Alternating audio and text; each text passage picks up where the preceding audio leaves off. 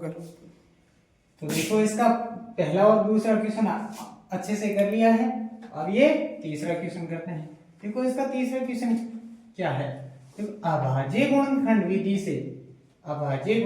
विधि से निम्नलिखित पूर्णांकों के HCF और LCM ज्ञात कीजिए। इनके क्या करना है, अभाज्य गुणनखंड विधि से LCM और HCF ज्ञात करना है, तो कर लेंगे आसानी से।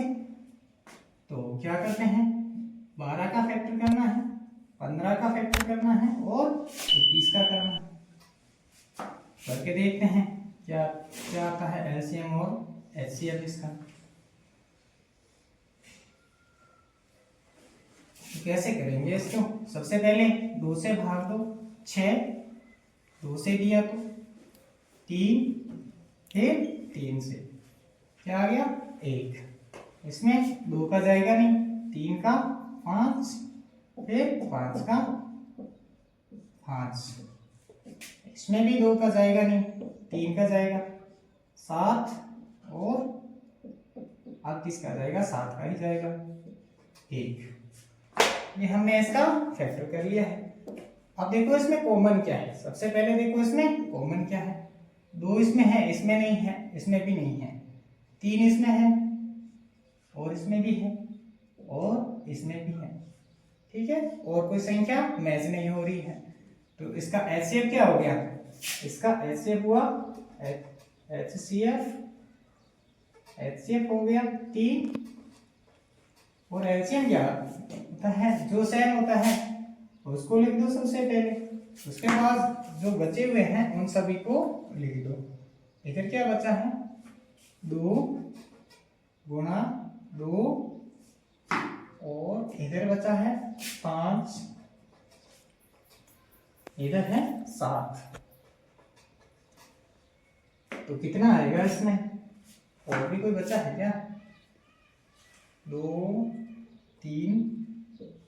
3 और 2 और 2 5 और 7, तो 7 पर ये 35, 35 का 2 गुणा 70, 70 का 2 गुणा 140, और 140 का 3 गुणा होता है 420, यानी कि 7 ही कितना होता है, 14, हाँ इसका होता है 420, ठीक है। एलसीएम क्या हो गया इसका, 420। अच्छे से समझ में आया होगा। तो देखो इसका दूसरा करते हैं, क्या करते हैं, इसका दूसरा करते हैं।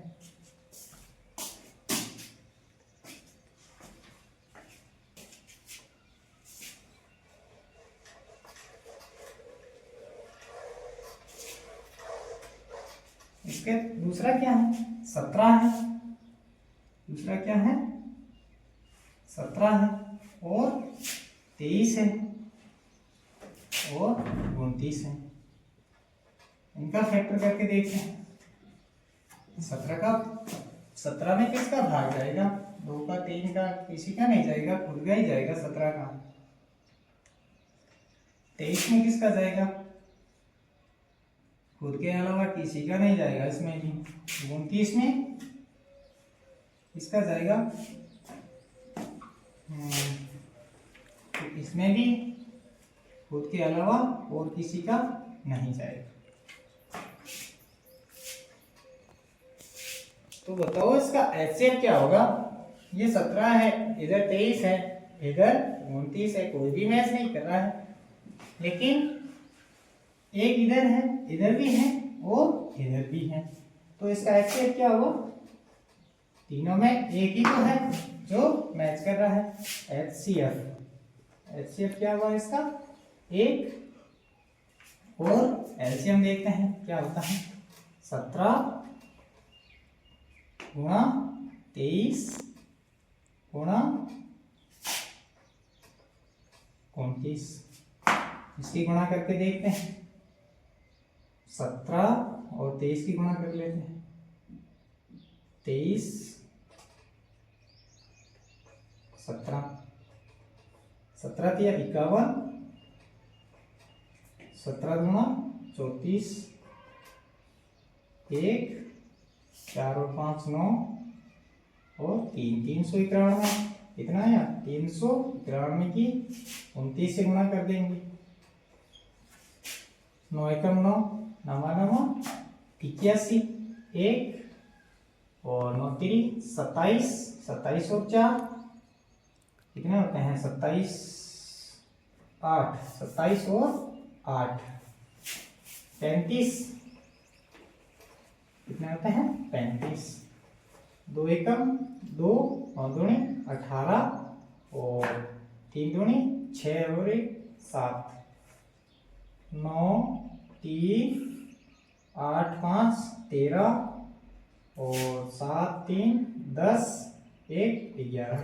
इसका एलसीएम क्या आया है? 11,339। ठीक है, एलसीएम क्या आया? एलसीएम 11,339। समझ में आया होगा? देखो इसका वैसे ही करना है, तीसरा क्वेश्चन भी कर लेते हैं साथ में। ठीक है,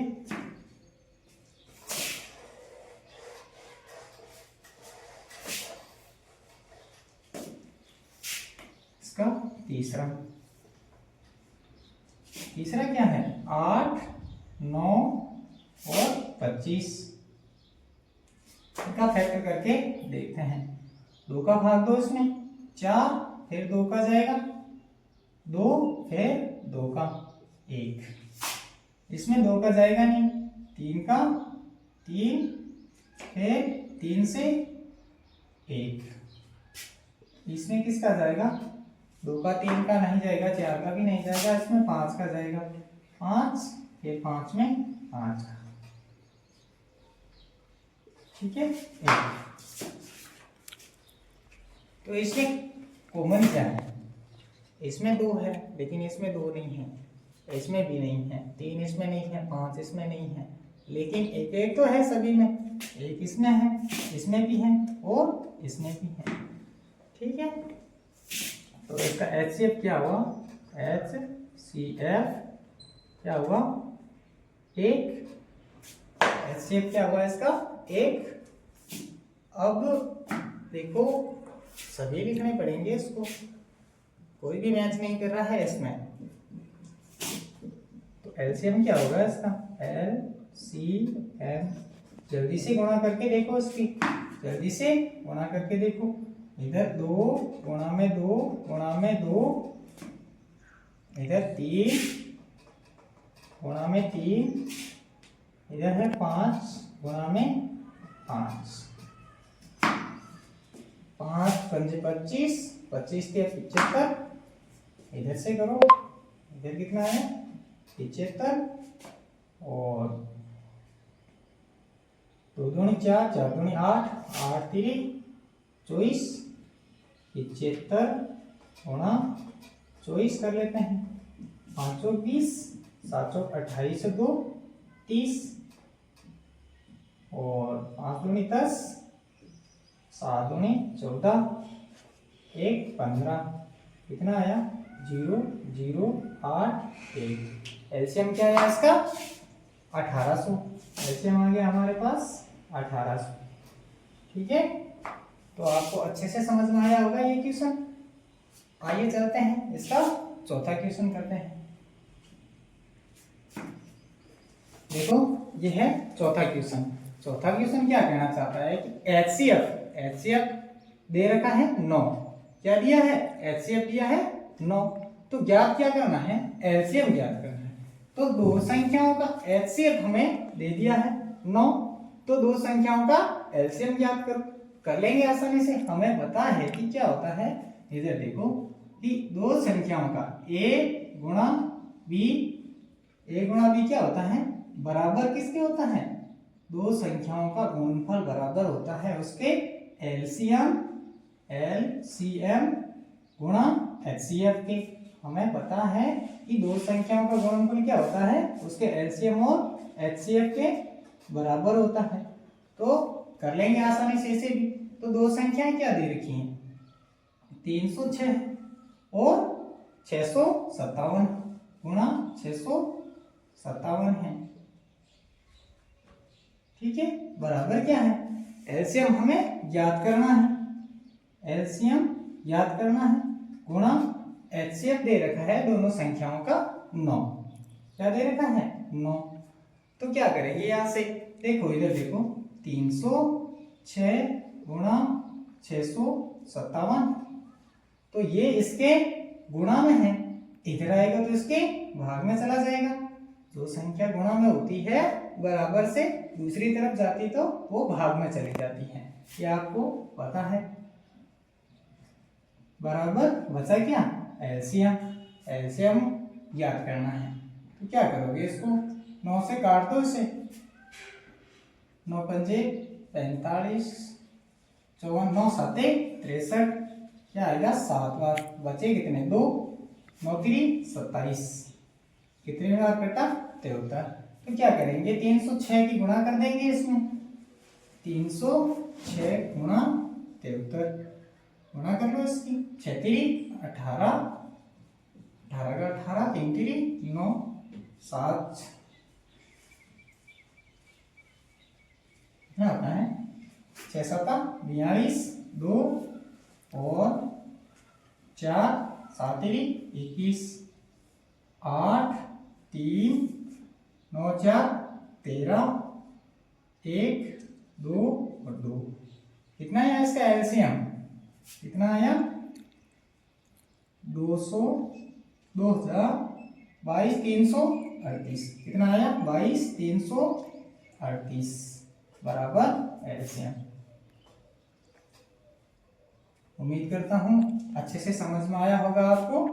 देखो इसका एलसीएम क्या आ गया हमारे पास 22 338, तो अच्छे से समझ में आया होगा आपको। चलते हैं इसका 5वां क्वेश्चन करते हैं।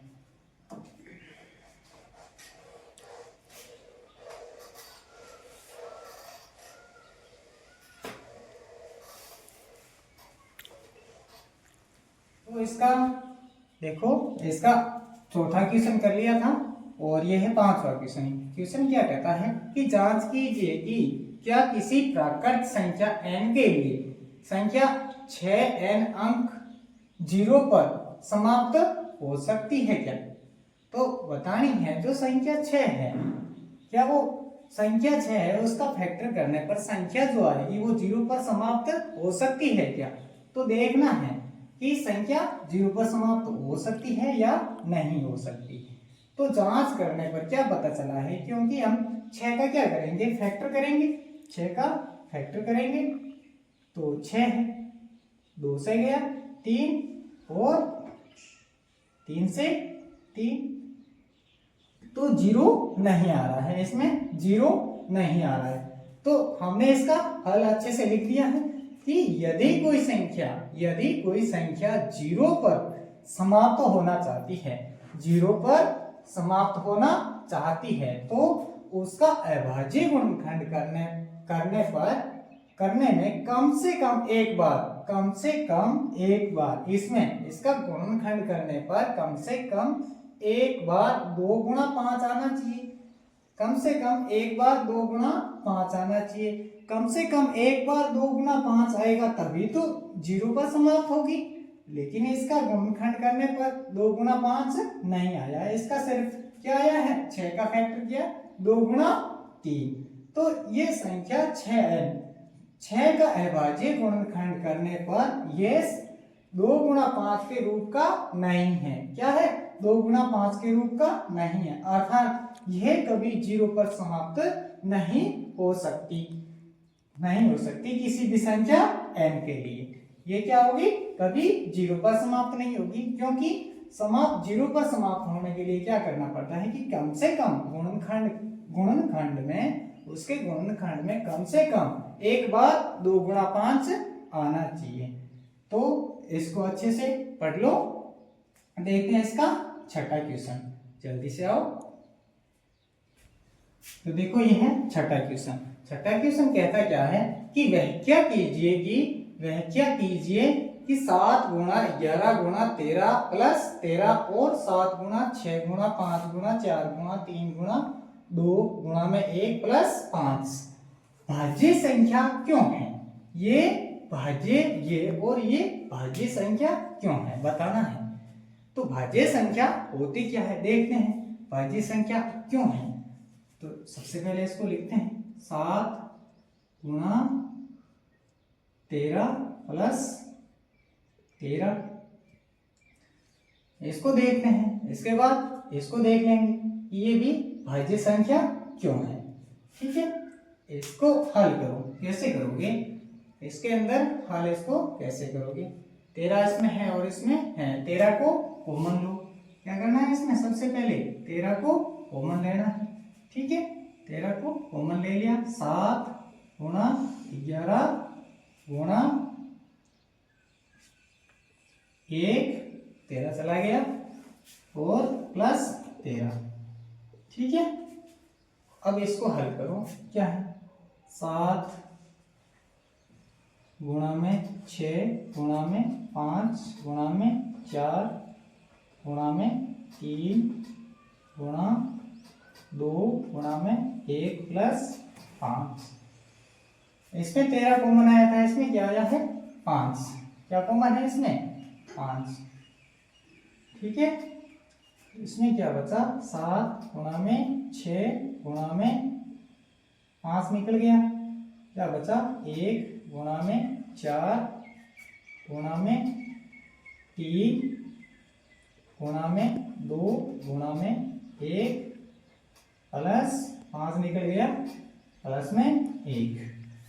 ठीक है, तो इसके गुणा करते हैं। 11 7 77, 11 7 77।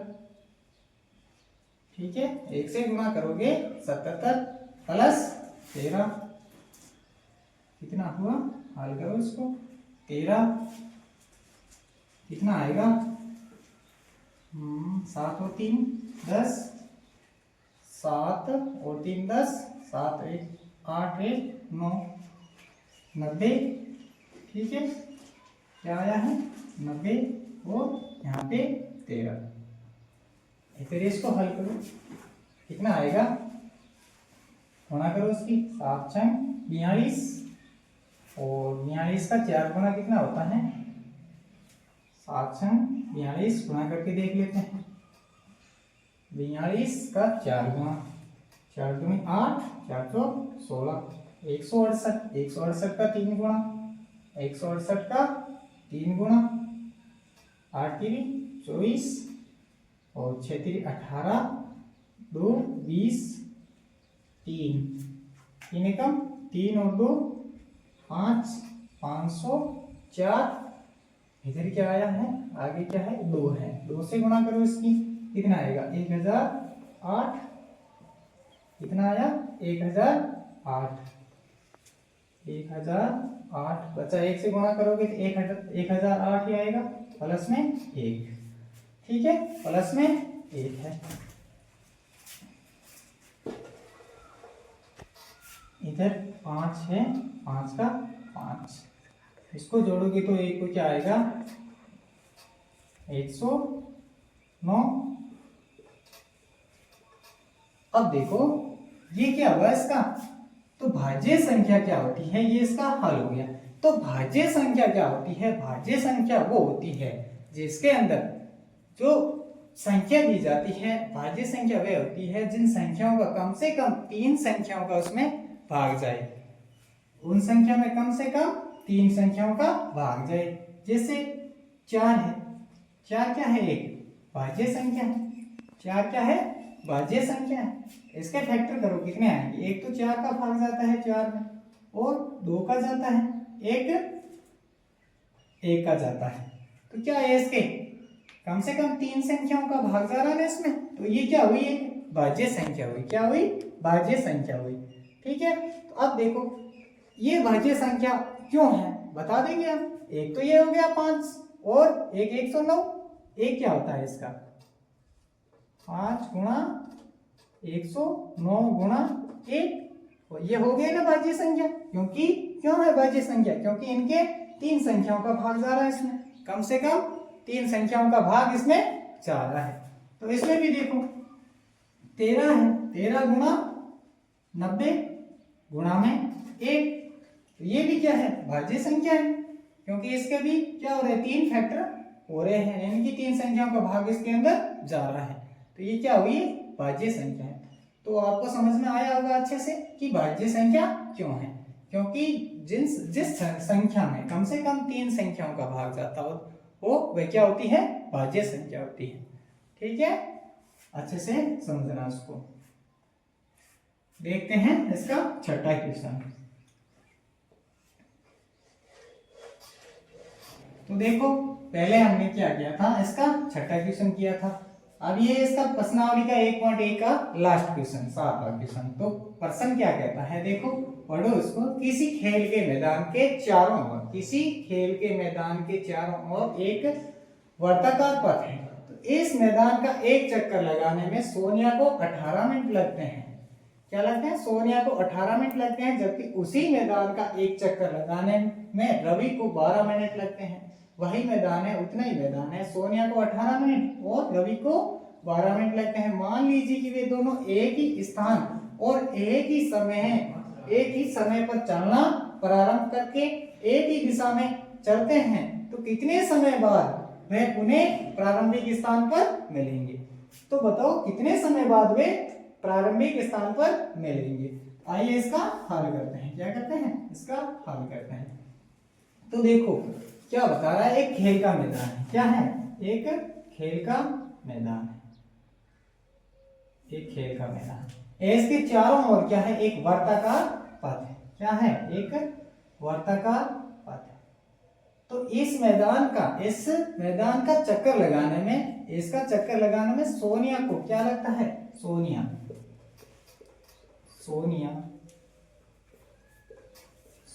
को 18 मिनट लगते हैं। कितने, 18 मिनट लगते हैं। और रवि को कितना लगता है, रवि को 12 मिनट लगते हैं। रवि को 12 मिनट लगते हैं। तो मान लीजिए कि एक ही दिशा में और एक ही स्थान से चलना, एक ही समय और एक ही दिशा में चलते हैं, तो कितने समय बाद वे पुनः प्रारंभिक स्थान पर मिलेंगे। तो क्या करना है इसके अंदर, ऐसा क्वेश्चन अगर आ जाए तो इसमें कुछ नहीं करना है आपको, सिर्फ और सिर्फ जो संख्या दी जाती है, जो मिनट है, इसका एलसीएम निकाल लेना है। तो वो समय आ जाएगी कितने समय बाद वे वापस प्रारंभिक स्थान पर मिलेंगे। तो क्या करना है, सिर्फ इसका 18 और 12 का क्या निकालना है, एलसीएम निकालना है। इसका एलसीएम निकालना है, कुछ नहीं करना है। तो एलसीएम निकालना आता है हमें, आसानी से निकाल लेंगे। तो देखो 2 से दिया सबसे पहले, कितना, 9, 9 दूनी 18 और 6। अब भी 2 का जाएगा, 9 का 9 और 6 में 3। अब जा रहा है 3 का, इसका जा रहा है 3 का, 3 3 9 और 1। अब जा रहा है 3 का, 1 और 1। ठीक है, क्या आया इसका, 2 गुणा में 2 गुणा 3 ठीक है। तो गुणा करो उसकी, 3 3 9, 9 दूनी 18, 18 गुणा 36 मिनट। कितना टाइम लगा उसे वापस प्रारंभिक स्थान पर, कितने समय बाद मिले, 36 मिनट बाद। कितने समय बाद, 36 मिनट बाद। ठीक है, अच्छे से समझ में आया होगा आपको। देखो कुछ नहीं करना है, जो संख्या दी जाती है उसका एलसीएम लेना है। क्या करना है, एलसीएम निकाल के जो उसका आंसर आएगा उतने समय बाद वो प्रारंभिक स्थान पर पुनः वापस मिल जाएंगे। ठीक है, अच्छे से समझ में आया होगा। ये इसके साथ ये 1.1 कंप्लीट होती है। आगे मिलेंगे 1.2 में।